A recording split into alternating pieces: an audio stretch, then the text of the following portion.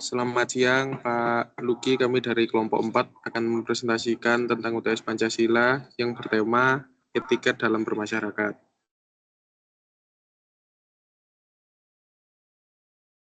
Adapun beberapa anggota kelompok kami yaitu Yang pertama ada saya, ya Alfon Manuel Joseph dengan NIM 31231300005. Dan yang kedua ada saya Darwin Valerian dengan NIM 3123100012. Yang ketiga ada saya Gilbert Ronald Lutfifanto dengan NIM 312310018. Lalu ada saya Infinity Pitaselo Jefferson dengan NIM 312310020. lalu saya sendiri Riko Dermawan dengan NIM 312310028. Saya Steven Surya Putra dengan NIM 312310029.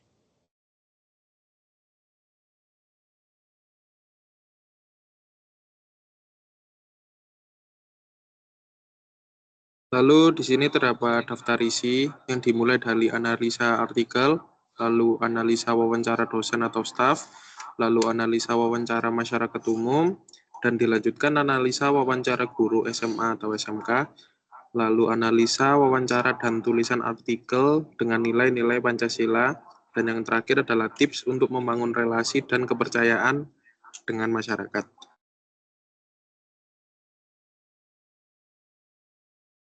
Yang pertama, kelompok kami melakukan analisa artikel.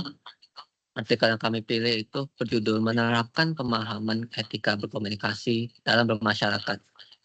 Isi dari artikel ini mengenai sebuah penelitian yang dilakukan sebuah kelompok mahasiswa di mana mereka melakukan sosialisasi kepada masyarakat negeri Hilang. Dan topik sosialisasi mereka itu mengenai etika berkomunikasi. Nah, analisis yang kami ambil adalah poin-poin yang dicantumkan oleh pada sosialisasi tersebut. Yang pertama adalah pengertian dari etika. Jelaskan bahwa etika itu adalah nilai-nilai atau norma perilaku yang mengatur hubungan manusia dengan dirinya sendiri, orang lain, dan lingkungannya berdasarkan hasil dari kesepakatan antar manusia. Lalu, tujuan dari etika itu adalah menciptakan tindakan yang baik, bertanggung jawab, serta menghormati kehidupan dan kemanusiaan. Selanjutnya, mereka menjelaskan apa itu pengertian dari komunikasi. Komunikasi itu adalah proses berbagi pengalaman antar dua pihak atau lebih yang mencakup verbal dan non-verbal. Tujuan dilakukannya komunikasi ini adalah untuk membagi pendapat atau ide, kenyataan perasaan, dan sebagainya agar diketahui atau dipahami oleh orang lain dan dengan harapan mendapatkan umpan balik. Setelah mereka menjelaskan pengertian dari etika dan komunikasi, maka selanjutnya mereka menjelaskan pengertian dari etika komunikasi. Etika komunikasi adalah kombinasi nilai moral dan norma sosial yang mengatur cara berkomunikasi manusia untuk menciptakan hubungan harmonis dengan sesamanya. Nah, prinsip utama dari etika komunikasi itu ada 4. Itu yang pertama menjaga ucapan, di mana manusia menghindari kata-kata kasar dan tidak berbohong di saat mereka melakukan komunikasi. Prinsip selanjutnya adalah sopan santun. Jika ingin memiliki etika komunikasi yang baik, maka harus diperhatiin gaya bicaranya agar nada suara dan volumenya itu benar. Dan tentunya menggunakan sebutan yang benar bisa berhadapan berkomunikasi dengan seseorang yang lebih tua, seperti menggunakan kata bapak atau ibu. Prinsip selanjutnya adalah efektif dan efisien. Agar hal yang ingin diucapkan itu dapat dimengerti, maka perkataannya itu harus memiliki struktur yang efektif dan efisien. Dan prinsip terakhir adalah saling menghargai. Sebagai pendengar dari seseorang yang sedang bicara, maka harus dihargai orang yang bicara itu dengan tidak memotongnya dan memberikan perhatian yang baik seperti menatap matanya. Lalu apa dampak dari memiliki etika komunikasi yang baik? Tentunya dampaknya itu semua pastinya positif. Seperti hubungan antar manusia akan menjadi lebih harmonis, kesalahpahaman akan dihindari, dan rasa hormat akan menjadi lebih tinggi.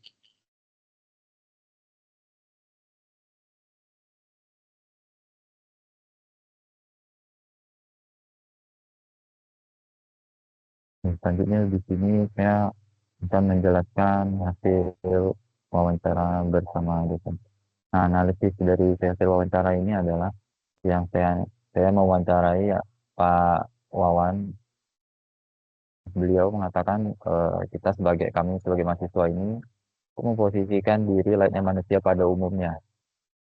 Seperti pertama, menghormati tradisi dan budaya satu tempat.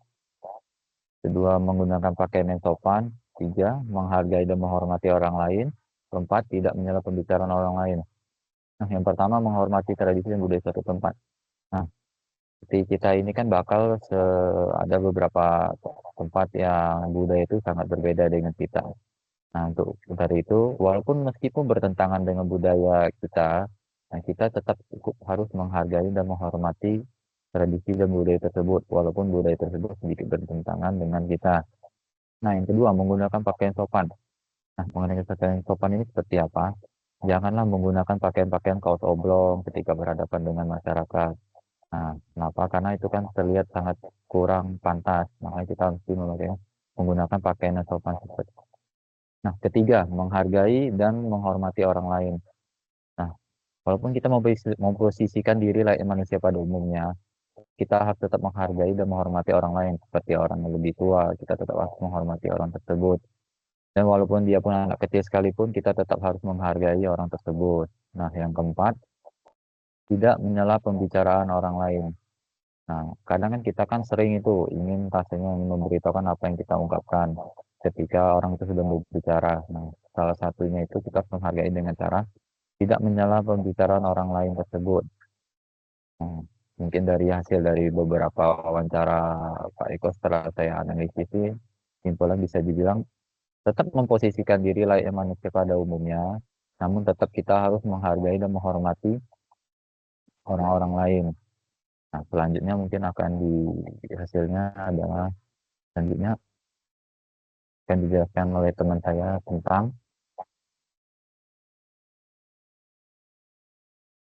analisis wawancara masyarakat umum. Ya, selanjutnya saya akan menjelaskan tentang analisis masyarakat umum.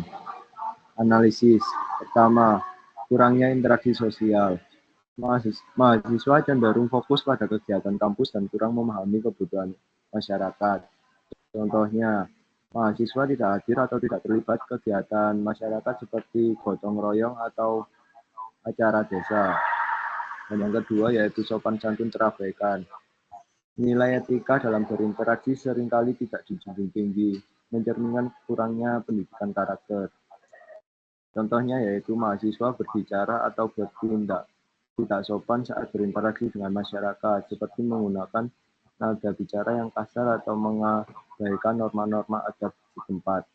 Dan selanjutnya yang ketiga yaitu menurunnya citra mahasiswa. Minim interaksi dapat menyebabkan persepsi negatif masyarakat terhadap mahasiswa dan institusi yang mereka wakili. Contohnya, mahasiswa tidak aktif dalam membantu masyarakat, misalnya tidak menjenguk tetangga yang sakit atau tidak berpartisipasi saat ada bencana. Dan selanjutnya solusi. Pertama yaitu program sosial wajib. Adakan kegiatan seperti kunjungan masyarakat dan proyek komunitas. Contohnya, mahasiswa akan melakukan kunjungan ke komunitas.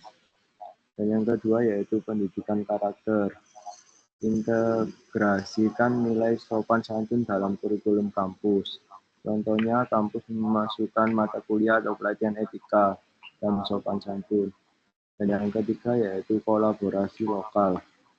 Dorong kerjasama mahasiswa dengan komunitas untuk membangun koneksi dan reputasi positif. Contohnya, mahasiswa bekerja sama dengan perangkat desa untuk mengadakan pelatihan keterampilan bagi masyarakat atau membantu membangun fasilitas umum, seperti taman baca.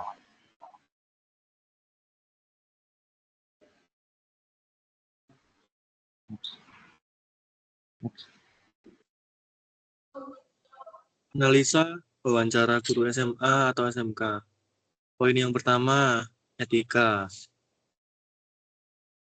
Contoh beretika di tempat umum, tidak membuang sampah sembarangan, tidak merokok di tempat yang dilarang, jaga ketertiban saat menggunakan transportasi umum. Contoh beretika di lingkungan kerja, menjaga rahasia perusahaan, bekerja sama dengan rekan kerja, menghargai waktu. Contoh beretika di lingkungan keluarga, menghormati orang tua, jaga tali silaturahmi dengan keluarga besar, berbagi tugas di rumah. Poin yang kedua, mematuhi aturan yang ada. Kita tidak boleh melanggar aturan atau norma yang berlaku di masyarakat, karena aturan yang dilanggar akan menjadi aib untuk kita sendiri. Next.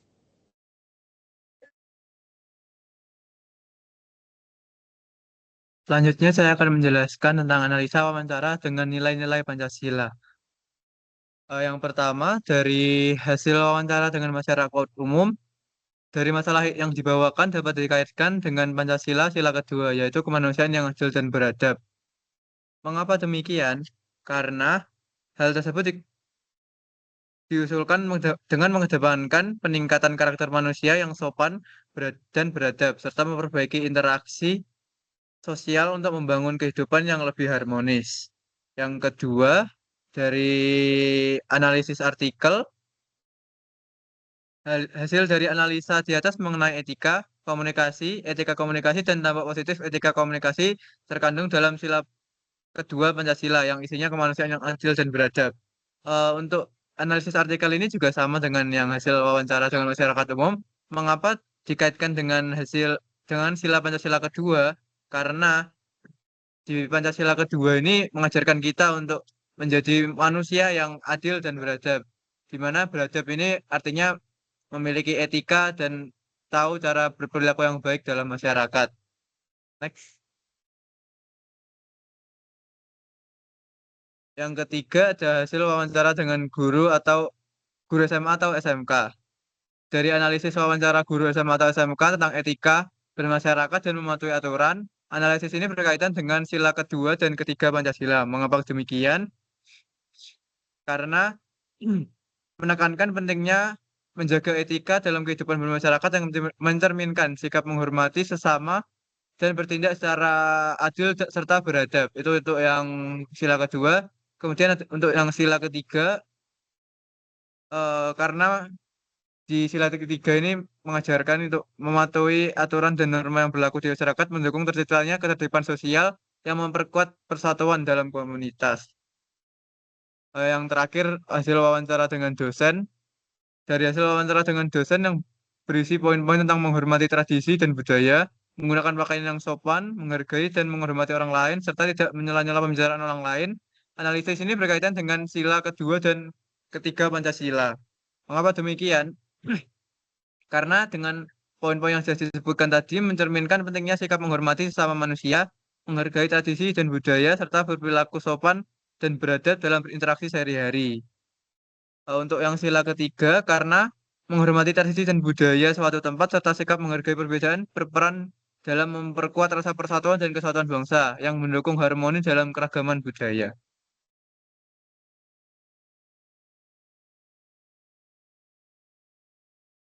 Selanjutnya adalah tips untuk membangun relasi dan kepercayaan dengan masyarakat. Yang pertama adalah komunikasi yang baik.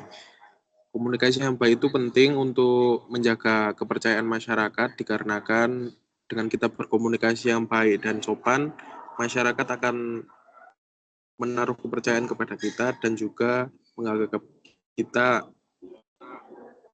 baik menurut mereka. Lalu adalah etika dan sopan. Etika adalah hal yang sangat penting dalam konsep bermasyarakat dikarenakan kita tidak berbicara dengan yang seumuran kita berbicara dengan orang yang lebih tua daripada kita. Etika adalah hal yang sangat penting dalam konsep tersebut. Lalu adalah percaya diri. Kita harus percaya diri dengan apa yang kita bawakan, dengan alma mater yang kita jaga juga. Lalu adalah hargai perbedaan pendapat. Semisal nanti masyarakat memiliki perbedaan pendapat dengan kita atau memiliki masukan, kita harus menerima dan juga melakukan evaluasi dengan baik dan bijak. Lalu terbuka terhadap kelemahan. Kita harus mengerti kelemahan masing-masing dari kita agar kita tidak over dalam melakukan suatu hal yang itu juga dapat merugikan diri kita sendiri. Next.